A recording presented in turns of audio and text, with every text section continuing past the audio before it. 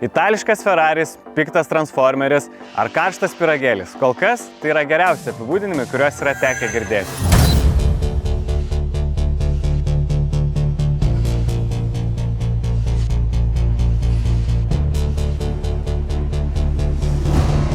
Šalia manęs stovi pats populiariausias Bluebird Industry Solo traktoriukų TRP 86H.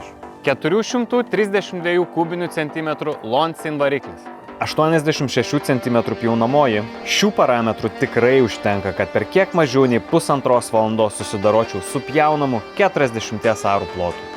Taip, TRP 86H yra tikrai solidus pasirinkimas.